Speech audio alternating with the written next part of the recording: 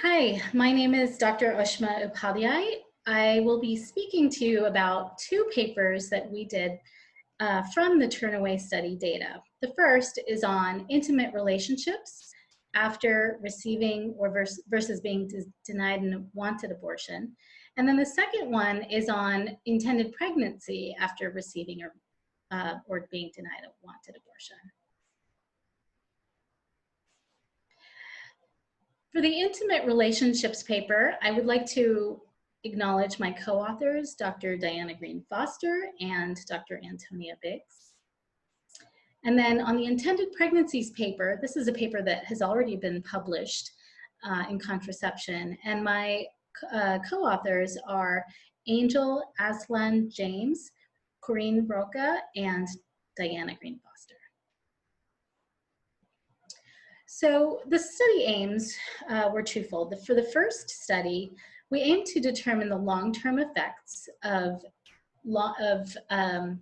abortion on women's intimate relationships. And we wanted to look specifically at, first, the man involved in the pregnancy, and second, on new partners and new intimate relationships. Second, we wanted to determine whether individuals who had a wanted abortion, who received a wanted abortion, were more likely than turnaways to have subsequent wanted pregnancies.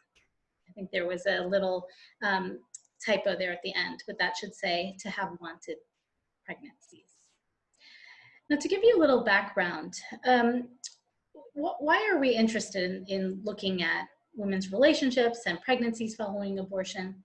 About 1/3 of women who seek abortion give partner-related reasons for wanting an abortion. And these could include having poor, unsupportive, or abusive relationships, or wanting to be married first. Furthermore, the popular media romanticizes the idea that an unwanted pregnancy will spark a new or solidify existing relationships.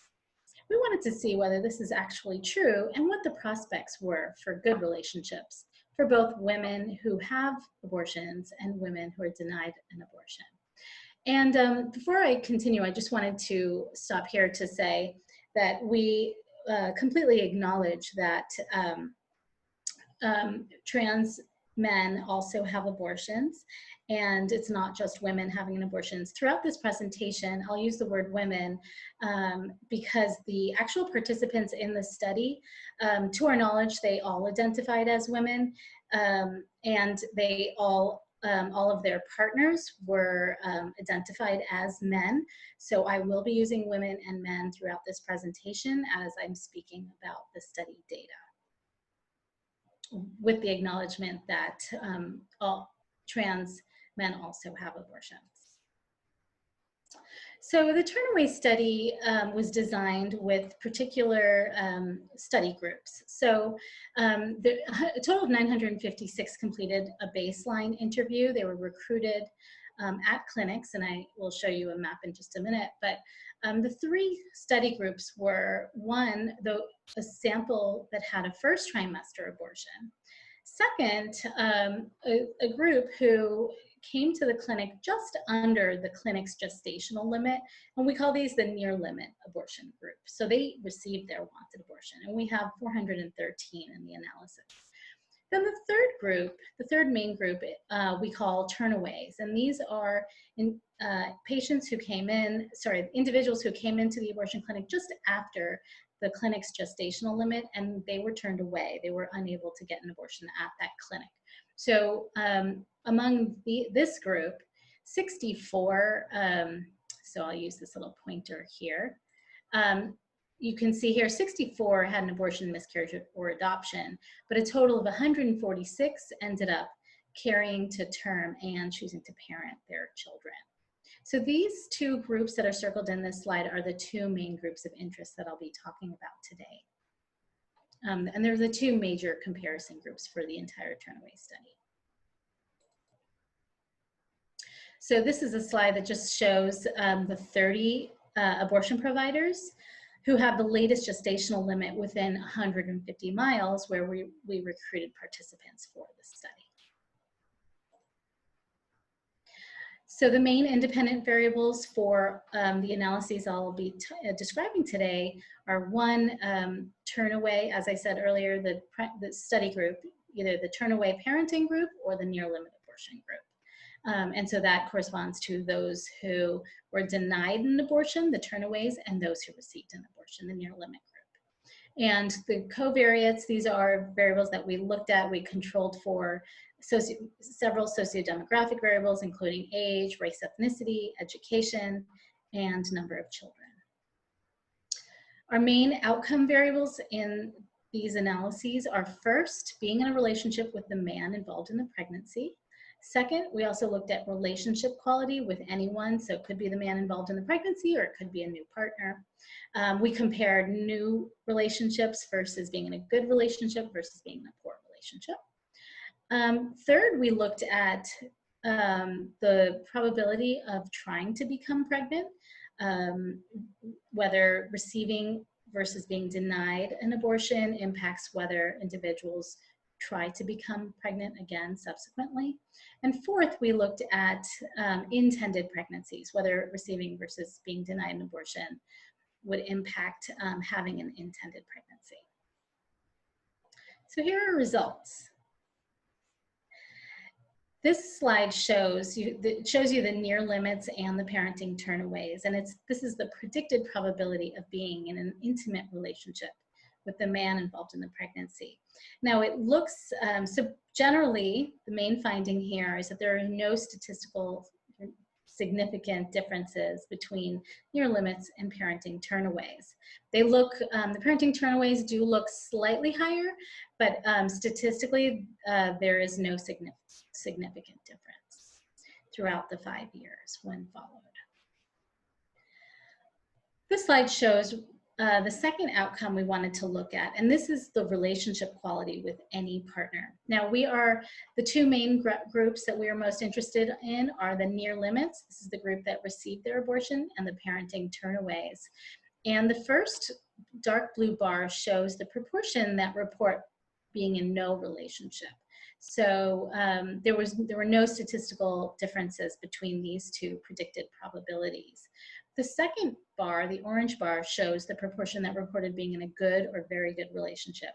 Again, these differences did not reach statistical significance, but the green bars show the predicted probabilities of being in a poor or very poor, so fair, poor, or very poor relationship. And parenting turnaways were significantly, had significantly higher probability, predicted probability of being in a poor relationship, with 14% among parenting turnaways versus 9% reported among near limits. So moving on to the intended pregnancy analysis.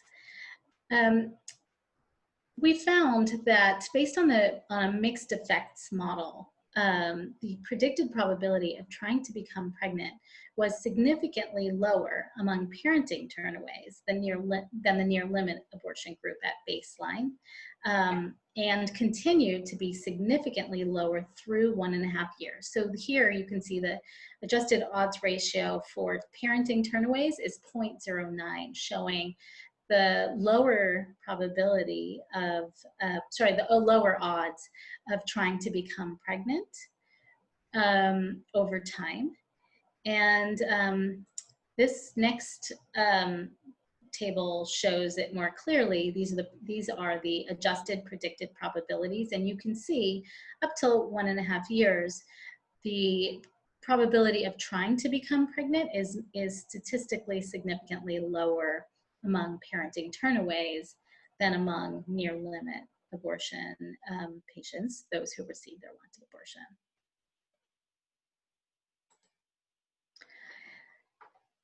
And here we have Kaplan-Meier estimates of intended pregnancy by study group. So here we show this is a way of accounting for different amounts of time for each person to be in the study. So we use Kaplan-Meier methods, and so this is the pregnancy rate adjusting for time. And you can see here that the near limit abortion group increases steadily. Their pregnancy rate increases steadily, whereas the Turnaway group is pretty flat initially and then increases subsequently. But the near limit abortion group is significantly more likely, or has a significantly higher pregnancy rate over time, over the 5 years of being in this study. I wanted to share a quote from one of our participants that illustrates this idea of having a new relationship after receiving a wanted abortion. So one of our participants from North Dakota says, "I went out one night and got drunk and was with one of my friends. And then the next thing you know, I was dealing with a pregnancy. He was not, still to this day, not father material. The abortion left the opportunity there for having a baby at a better time, because I know that with those circumstances, if I had that child, I wouldn't be with the person who I am today. I established my stability. We now have our family together. We have our home." So this is an example of how receiving the abortion really opened up an opportunity for her to have that space to meet someone else, meet someone new, and subsequently have an intended pregnancy after the abortion. In summary and conclusion, intimate relationships with the man involved in the pregnancy end at similar rates among those who received an abortion and those denied one. Similarly, the proportion of women in intimate relationships with anyone is similar between study groups over time. Compared to women who received an abortion, women who were denied an abortion were more likely to be in a poor relationship with anyone years later. And finally, women who were denied an abortion are less likely to be trying to become pregnant again, and thus are less likely to have subsequent intended pregnancies. So in conclusion, compared to individuals denied an abortion, those who receive a wanted abortion are more likely to have positive intimate relationships and subsequent intended pregnancies for years afterwards. I'd like to acknowledge the study team, the Turnaway study team at UCSF. Thank you so much for your time today.